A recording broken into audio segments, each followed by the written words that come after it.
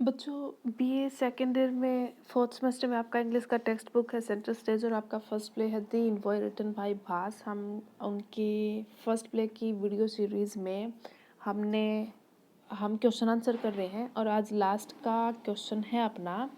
उसके बाद एक ही वीडियो और बनेगी इस प्ले की और वो होगा आपके हर एक प्ले में लास्ट में एक एक्सटेंडेड ग्रामर का टॉपिक दिया होता है। फर्स्ट प्ले में आपका है टॉपिक का नाम है ट्रांसलेशन और इस प्ले का लास्ट वीडियो होगा ट्रांसलेशन के ऊपर। और आज हम करते हैं लास्ट का क्वेश्चन है आपका थर्ड क्वेश्चन।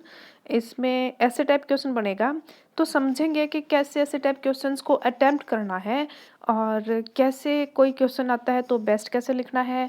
कुछ ऐसी कॉमन हेडिंग्स होंगे, कॉमन लाइंस होगी जो किसी भी ऐसे टाइप क्वेश्चन में लिख सकते हैं हम या फिर काम आएंगी। और थर्ड ये कि अगर कोई भी क्वेश्चन हमें समझ ही ना आए तो कैसे करना है। पर इसका मतलब ये नहीं कि बच्चे आप कुछ करो ही ना कि कुछ ऐसा मास्टर क्वेश्चन तो हम बना ही लेंगे, नहीं। आपने हर तरीके से समझना है और अपना बेस्ट एफर्ट करना है और ईमानदारी से आपने याद करने की कोशिश करनी है। तो जो आज हम करते हैं थर्ड क्वेश्चन जिसमें लगभग 300 वर्ड्स में लिखना है, यानी ऐसे टाइप क्वेश्चन हम इसको मान के चल सकते हैं। आपके सेकंड और थर्ड क्वेश्चन में कोई भी ये क्वेश्चन आ जाए तो पहले हम लिखते हैं अबाउट द प्ले, फिर हम लिखते हैं अबाउट द प्ले राइट और फिर हम क्वेश्चन को स्टार्ट करते हैं। और ऐसे टाइप क्वेश्चन की बात करें तो लास्ट में हम कंक्लूजन भी लिख सकते हैं और कंक्लूजन आप रेडी कर लें, तैयार कर लें। उस कंक्लूजन को आप बना के लिख लें कि कोई भी क्वेश्चन आए कंक्लूजन तो हम लिख ही सकते हैं। और उस कंक्लूजन में लिखेंगे क्या, 2 से 3 लाइन में तो प्ले की समरी कि प्ले में ये मेन बात है।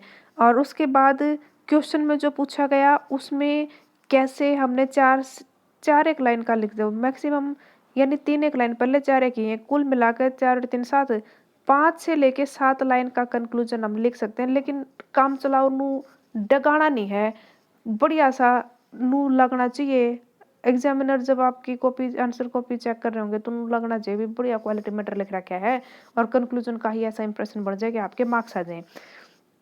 तो बच्चों फर्स्ट क्वेश्चन है आपका कि जो थीम है प्ले की वो एक कौरवों और पांडवों के बीच में जो उनकी समस्या को मिटा के फिर से पैचअप करने के ऊपर आपके प्ले की थीम है। और इस प्रकार से थीम है कि प्रोवोक मतलब भड़काना, वॉर को नहीं भड़का रही ये थीम, बल्कि कौरव और पांडवों के बीच में जो डिस्प्यूट्स हैं उसको खत्म करके एक सोल्यूशन की तरफ हम आगे बढ़ रहे हैं। इस प्रकार की प्ले की थीम है, उसके बारे में हमने इसमें पूछ रखा है कि how far do you agree to this statement. इस स्टेटमेंट से आप कितना सहमत हो। अब बड़े क्वेश्चन में कॉमन बातें क्या थी, अबाउट द प्ले राइट और लास्ट में कंक्लूजन। और एक और कॉमन बात है कि कोई भी ऐसे टाइप क्वेश्चन में लगभग समरी आएगी सारे प्ले की कि उसमें शुरुआत में क्या है, बीच में क्या है, कैसे कहानी आगे बढ़ी और कैसे कैसे कैरेक्टर्स का रोल है और लास्ट में किस नोट पर एंड होती है अपनी स्टोरी। दूसरी बात बच्चों, जो बड़ा क्वेश्चन पूछ रखा है उसके बारे में थोड़ी एक्स्ट्रा डिटेल लिखनी है, नहीं तो लगभग सारी समरी तो एक जैसी आ कर है। अब इसमें पूछ रखा है कि आप कितना सहमत हो कि हमारा जो प्ले है दिन वही कौरव और पांडवों के बीच में युद्ध की स्थिति को टालने के लिए कोशिश थी और ताकि उनके बीच में युद्ध ना भड़के बल्कि पैचअप हो जाए, उनका सोल्यूशन हो जाए, पॉजिटिविटी के टाइप का प्ले है। कितना सहमत हो। बिल्कुल हम सहमत हैं जी। कैसे शुरुआत करते हैं प्ले की कि जी शुरुआत में क्या होता है, श्री कृष्ण जी एंट्री करते हैं कौरवों के डेस्टिनेशन पर, कौरवों के ठिकाने पर, जहाँ पे कृष्ण जी क्या हैं, पांडवों के इनवॉय हैं, दूत बन के आए हैं। दूत क्या होता है, मैसेंजर होता है। The envoy is a messenger, एक ऐसा संदेशवाहक होता है जो एक पर्टिकुलर संदेश लेकर आता है कि भाई पहला तो क्या था, मानस ने भेजा कर दे बेरा देकर, चाहे छोटी बात हो चाहे बड़ी बात हो, चाहे किसी का बालक होया हो, चाहे किसी का ब्याह देना हो, चाहे बेली हो, चाहे भाई किसी की को मान लो हरी बीमारी हो जाए किसी का, तो मानस ने बेचा कर दे जा फलाना दकड़ा को उस रिश्तेदार ने बताया कि नूर नु बात है वह फेट जाएंगे। अब तो मैसेंजर के बहुत सारे ऑप्शन हैं, ऑनलाइन है, ऑफलाइन है, बहुत सारी यानी तरीके अलग होगी। तो मैसेंजर की तो ऐप भी तो आती है, इन पर्टिकुलर नाम ही मैसेंजर है उसका। खैर, तो हमने इनवॉय का पता चल गया इनवॉय क्या है। अब ये क्या था कि थीम की बात हो रही है। थीम मतलब कि बेसिक आइडिया ये हमने लिख दिया। अब पांडव 5 थे, कौरव बहुत सारे थे। कौरव पांडवों को उनके इनहेरिटेंस में डिस्ट्रीब्यूशन इक्वल डिस्ट्रीब्यूशन करने से कौरवों ने मना कर दिया। इस वजह से Pandavs were angry and Pandavs wanted to go for war. वो युद्ध करना चाहते थे, but there was last effort as an envoy. Envoy के तौर पर एक आखिरी कोशिश थी। Krishna was the envoy of the Pandavs. Krishna envoy बने पांडवों के। He wanted to avoid the war like situation. युद्ध जैसी स्थिति से अवॉइड करने के लिए उनकी ये कोशिश थी। अब कृष्ण जी जाते हैं इनवॉय बन के ओके, लेकिन दुर्योधन क्या करता है, स्वागत करता है, और वो भी इंसल्टिंग मेथड में, इंसल्टिंग मैनर में। किसका स्वागत? कृष्ण का। उसकी कोशिश होती है कि मैक्सिमम इंसल्ट कैसे की जाए। राजकुमारों को भी, प्रिंसेस को भी Duryodhan refused to stand up in respect of Krishna. Krishna के रिस्पेक्ट में खड़े होने से मना कर देता है। दूसरे राजकुमारों को कहता है कि जब कोई सा खड़ेगा तो मेरे तो बुरा ना जाना जियो किसी ने। फिर कहानी आगे बढ़ती है। कृष्ण के साथ दुर्योधन के आर्गुमेंट्स होते हैं। कृष्ण कहता है, Krishna says that he should, Kauravas should give equal distribution in inheritance. Inheritance में इक्वल डिस्ट्रीब्यूशन देना चाहिए, but Duryodhana refused at all, सीधा मना कर दिया। Duryodhana said that they will not give even a blade of grass. घास का एक तिनका भी नहीं देंगे। इस प्रकार in this way there is arguments between Krishna and Duryodhana. Finally Krishna वहां से उठ के चले जाने लगते हैं। उनको पता चलता है कि ये नहीं मानने वाले। फिर दुर्योधन इंसल्ट करता है कृष्ण की, बात बातों के साथ साथ। जाते टाइम दुर्योधन कहता है, पकड़ो पकड़ो कृष्ण को, कैसे जा सकता है। फिर कृष्ण का उठ जा छो। कृष्ण बुला ले सुदर्शन ने। सुदर्शन आ जाता है इंसान के रूप में, पर्सोनिफाइड सुदर्शन इज देयर, मानवीकृत सुदर्शन वहां पे आ जाता है।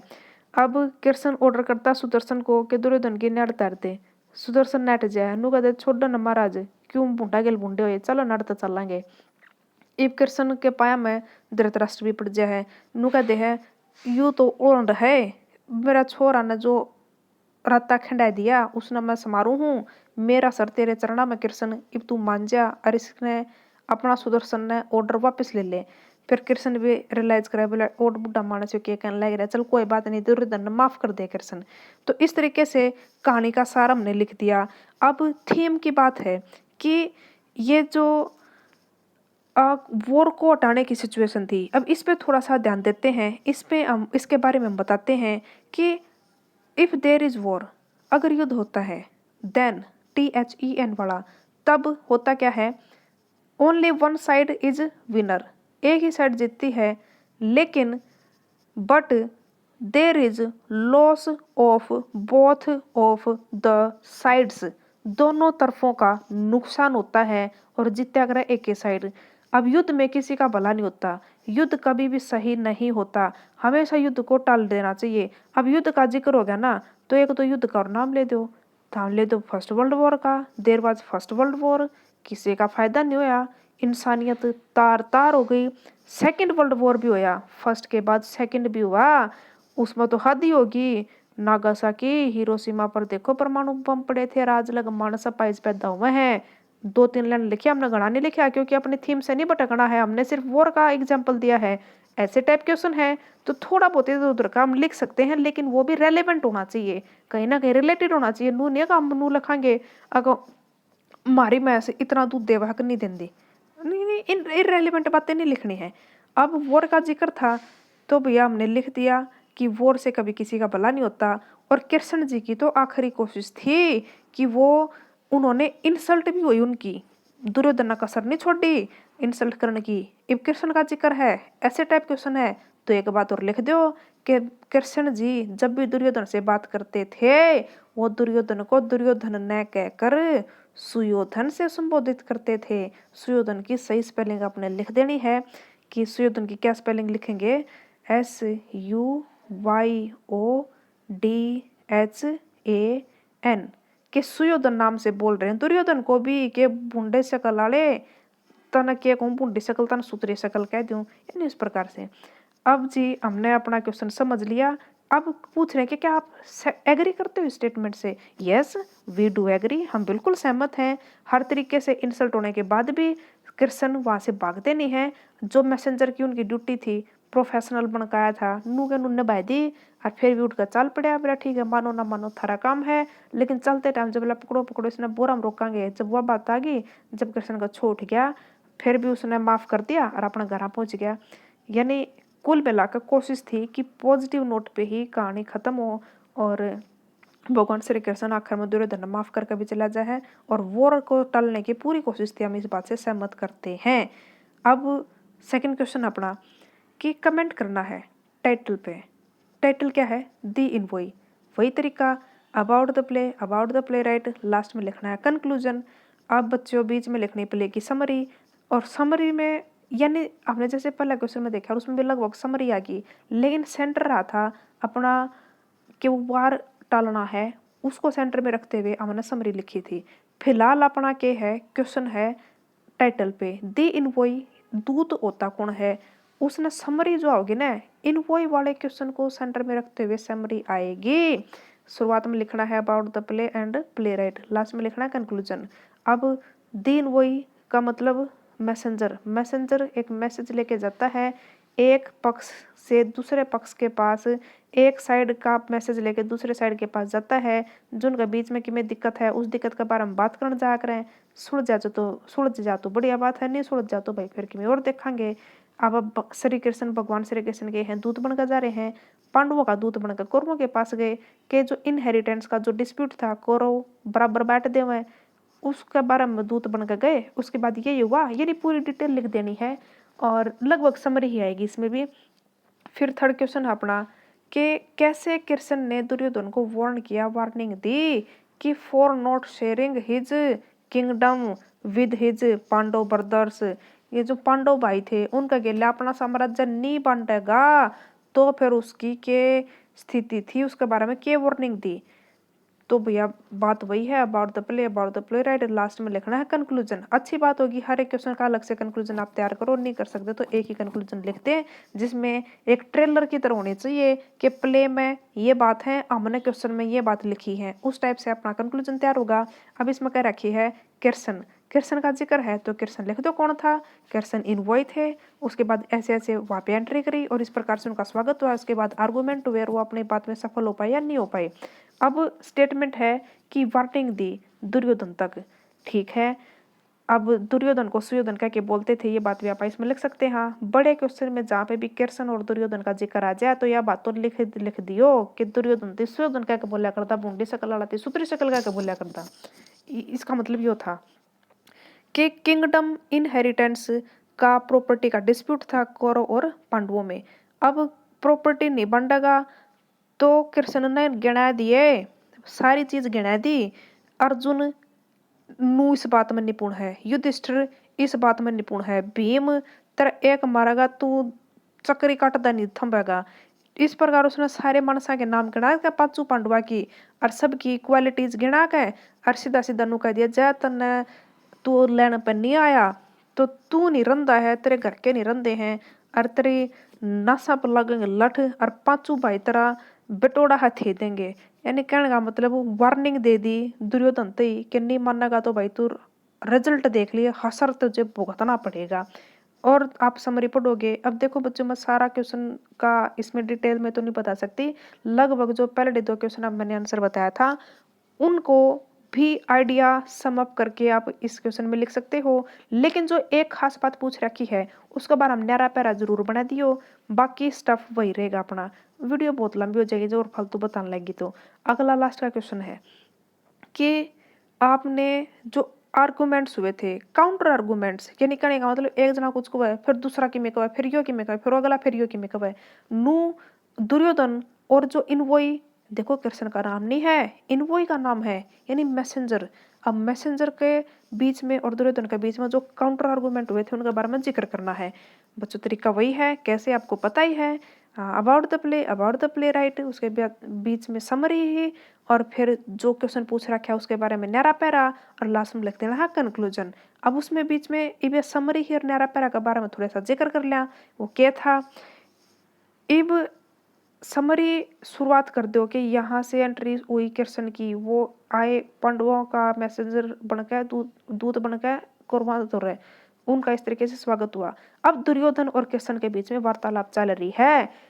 कृष्ण कहते हैं बराबर प्रॉपर्टी दे दे, किंगडम न बांट ले, घेर सिर खेत सिर बांट ले, अपने हिस्सा का राख और उनका हिस्सा का उनती दे, और न फराम रहो।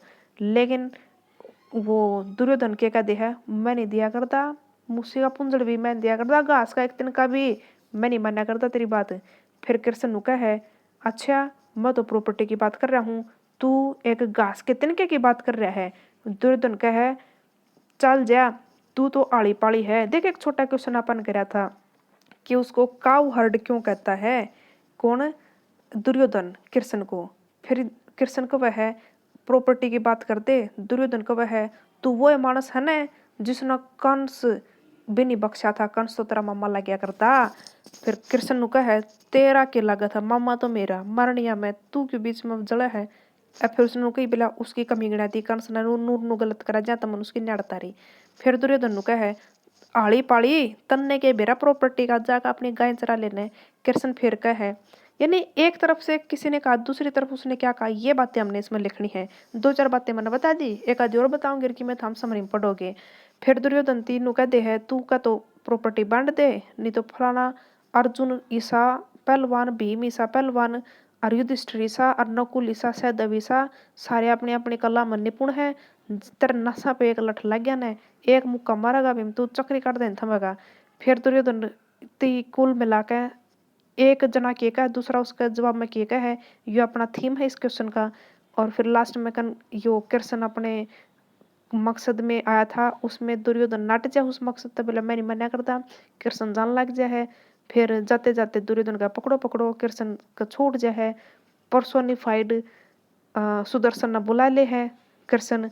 और फिर सुदर्शन नु का है छोड़न महाराज ईसा मानस के क्यों मुंह लगे, फिर कृष्ण चला जा है। यानी मेन बात हमने जिक्र करी, बड़ी समरी में बड़ा जिक्र करे अपन ने। जो प्रश्न पूछ रखा कि आर्गुमेंट्स क्या क्या थे, आर्गुमेंट्स तक ही नहीं रहना है, आर्गुमेंट्स के बाद कहानी आगे कैसे बढ़ी, एंड कैसे हुआ, ये हमने हर बड़े क्वेश्चन में लिखना है। बड़े क्वेश्चन के लिखने का तरीका यही होता है, समरी स्टार्ट करो और वहां तक पहुंचो जो पूछ रखा है उसके बारे में जिक्र करके एंड तक लेके जाओ कहानी को। इस प्रकार शुरुआत से लेके एंड तक की समरी हमने लिख दी बड़े क्वेश्चन में, लेकिन बड़ा हिस्सा उस बात का लिखा जो कि पूछ रखा है, और लास्ट में हम क्या लिखते हैं, कंक्लूजन। तो बच्चों ये था बड़ा क्वेश्चन। लास्ट वीडियो बनेगी इस प्ले की, उसमें हम एक्सटेंडेड ग्रामर का टॉपिक करेंगे।